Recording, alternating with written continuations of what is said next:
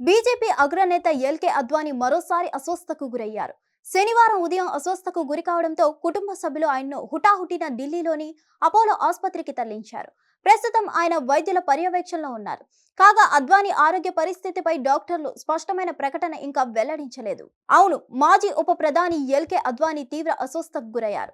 కాగా 2 నెలల కిందట కూడా అద్వానీ అనారోగ్యంతో గురి కావడంతో 2 రోజుల పాటు ఆసుపత్రిలో వైద్యుల పర్యవేక్షణలో ఉన్నారు. అంతకు ముందు ఆగస్టులోనూ ఆయన ఎయిమ్స్ లో చికిత్స పొందారు. తాజాగా మళ్లీ అస్వస్థతకు గురి కావడంతో అద్వానీ త్వరగా కోలుకోవాలని బీజేపీ శ్రేణులు, ఆయన అభిమానులు ప్రార్థనలు చేస్తున్నారు. పూర్తి వివరాలు తెలియాల్సి ఉంది. ప్రస్తుతం అద్వానీ వయసు 97 ఏళ్లు కాగా ఆయన వృద్ధాప్య సమస్యలతో బాధపడుతున్నారు. ఈ ఏడాది జూన్ చివర్లో ఆయన అస్వస్థతకు గురవడంతో ఎయిమ్స్ లో చేర్చారు. యూరాలజీ విభాగంలో ఆయనకు చికిత్స అందించారు. ఆ తర్వాత జూలై తొలివారంలో మరోసారి అనారోగ్యానికి గురవడంతో అపోలో ఆసుపత్రిలో 2 రోజుల పాటు చికిత్స తీసుకున్నారు. తర్వాత ఆగస్టులోనూ మళ్లీ ఆయన అస్వస్థతకు గురయ్యారు.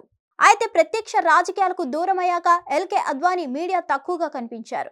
రామ మందిర ప్రారంభానికి ఆహ్వానం వచ్చినప్పటికీ వయసు రీత్యా ఇబ్బందులతో హాజరు కాలేకపోయారు. ఇకపోతే అటల్ బిహారీ వాజ్పేయి ప్రభుత్వంలో ఎల్కే అద్వానీ కీలకంగా వ్యవహరించారు.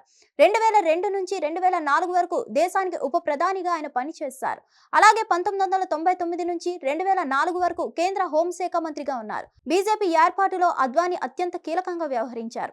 అయితే 2014 నుంచి ఆయన క్రియాశీలక రాజకీయాలకు దూరంగా ఉంటున్నారు. కేంద్ర ప్రభుత్వం ఈ ఏడాది ఎల్కే అద్వానీకి దేశ అత్యున్నత పురస్కారం భారతరత్నను ప్రకటించింది. దీంతో ఈ ఏడాది మార్చిలో దేశ అత్యున్నత పురస్కారాన్ని అద్వానీకి రాష్ట్రపతి ద్రౌపది ముర్ము అందజేశారు. మరోవైపు గతంలో ఎల్కే అద్వానీ అనారోగ్యంపై సమాచారం అందుకున్న ప్రధాని మోదీ ఆయన నివాసానికి వెళ్లి పరామర్శించిన విషయం విదితమే.